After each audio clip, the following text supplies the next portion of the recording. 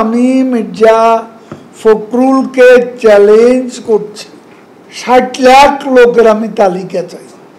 বাঙালি জাতিসত্তার চেতনার ঐতিহ্য যে দিনটি ধারণ করে, এই দিনকে যারা অস্বীকার করে তারা প্রকারান্তরে বাঙালি সংস্কৃতিকেই অস্বীকার করে। তারা প্রকারান্তরে বাংলাদেশ জন্মের চেতনাকে অস্বীকার করে, বাংলাদেশে মুক্তিযুদ্ধকে অস্বীকার করে। এরা একটা সাম্প্রদায়িক সন্ত্রাসী সংগঠন। কাজে বাঙালি সংস্কৃতির যে চিরায়ত আবহমানকালের যে আবেদন, সেই আবেদন এদেরকে স্পর্শ করে না। বাস্তবে যেটা সেটা হচ্ছে তাদের ধারণাটাই উল্টো।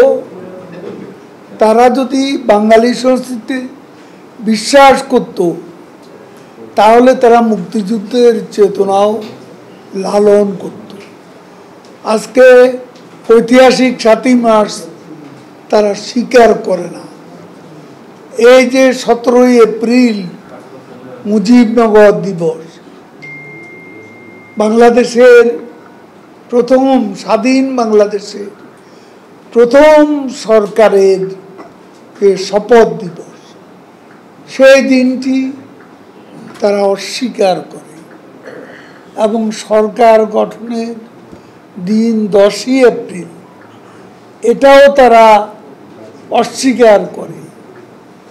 আমাদের স্বাধিকার সংগ্রামের সবচেয়ে গুরুত্বপূর্ণ মাইল ফলক ৭ই জুন তারা অস্বীকার করে। কাজেই বিএনপির কাছ থেকে আমরা মুক্তিযুদ্ধের চেতনা, বাঙালি সংস্কৃতির চেতনা, এইসব ব্যাপারে তারা ইতিবাচক রাজনীতি করবে এটা আমরা আশা করি। বাংলাদেশের স্বাধীনতাকে ধ্বংস করার জন্য তাদের জন্য রক্ষা করানো, ধ্বংস করা, এ যাবৎ তাদের কর্মকাণ্ডই ওই লক্ষ্যে নিবেদিত। তারা এদেশের অস্তিত্বের মূলেই আঘাত করতে চায় এবং তারা 71-এ তাদের যে ভূমিকা সবাই জানে। হঠাৎ করে বাঁশিতে ফু দিল, স্বাধীনতাটা কি পর্বতের মুশিক প্রসবের মতো কোনো ঘটনা? কেউ এসে বাঁশিতে ফু দিল, অমনি তিনি স্বাধীনতার ঘোষক হয়ে গেলেন।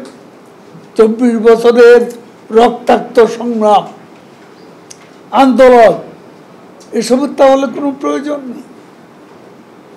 পলাশী যুদ্ধ থেকে বাঙালির যে অবিরাম লড়াই, একের পর এক কৃষক বিদ্রোহ, সিপাহী বিদ্রোহ থেকে শুরু করে বীর চট্টলা,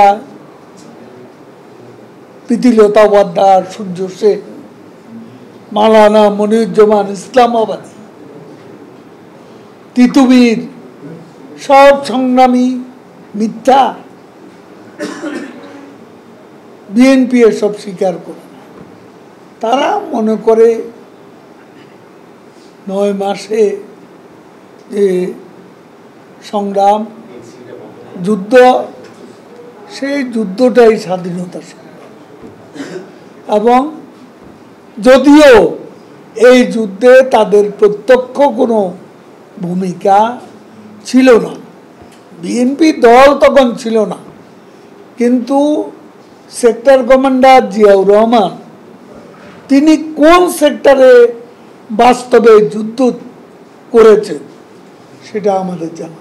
প্রসঙ্গ হলো আমি মির্জা ফখরুলকে চ্যালেঞ্জ করছে। 60 লাখ লোকের আমি তালিকা চাই। ছিল 20,000, এখন সেটা 60 লাখ হয়ে গেল। তো 60 লাখ বন্দি বিএনপির নেতাকর্মী, এদের তালিকাটা অবিলম্বে প্রকাশ করে, না হয় মিথ্যাচারের জন্য জাতির কাছে ক্ষমা চাইতে হবে। বাস্তবতা হলো বাংলাদেশের জনগণ তাদের আন্দোলনে সম্পৃক্ত হয়নি, সেই জন্য তারা ব্যর্থ হয়েছে। ভবিষ্যতেও জনসমর্থনের অভাবে তারা আন্দোলন করতে পারবে না। আন্দোলন করার শক্তি, সামর্থ্য, সাহস সবই তারা হারিয়ে